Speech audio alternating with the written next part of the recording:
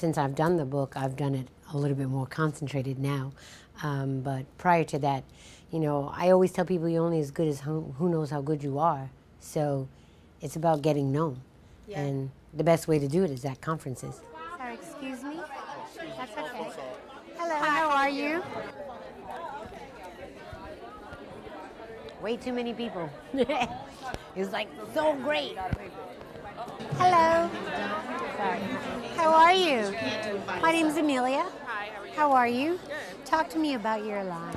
Well, my jewelry is from Africa, mostly from Africa, but I get stuff from all around that are just unique. My family members make the material items. We have waist beads, but some of the items are from Kenya, Tanzania, Botswana. Well, I've since been turned on to it, so okay. I've got like 4 pieces now. Okay.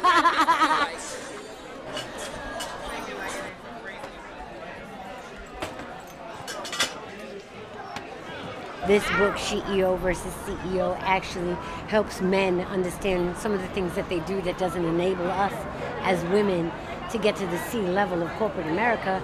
And then also what we as women have to be conscientious of when we enter into corporate America and not be caught up in the setup. Sometimes women don't realize that as nurturers, we always want to help everybody. We want to make sure that everybody's having a good time and everybody feels good. But sometimes that's counterproductive to business. And so sometimes some of your nemesis keep you busy with other things that are not pertinent to your job.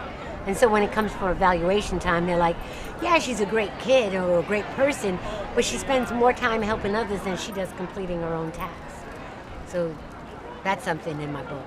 I think another thing that's in my book is, you know, when you're a steadfast, like really aggressive woman towards and passionate about what you do. And for me, I don't like the word no, so I'm always moving towards a yes. You're called a B, you know, B-I-T-C-H. But I took that power back because their term, using that towards me, is negative. Whereas I said, that definition is beautiful, intelligent, talented, corporate hustler. So yes, I'm a B. Don't hate the player, hate the game. It's about better understanding. So I'll give you a perfect example. Sometimes in the meeting, Susie will say something really good, and Mike thinks it's really good, so he reiterates it in man talk. Even though he feels like he's encouraging her, he's really not. Now she's sitting in her seat, fuming mad, because everybody's acknowledging what he said, but it was the very thing that she said. So what you can do is say, Susie said a good point, and then reiterate it in man talk. So that what happens is, and that simple little thing starts making the acknowledgement of the skill set women have to contribute and make them look as assets as opposed to just women in the room.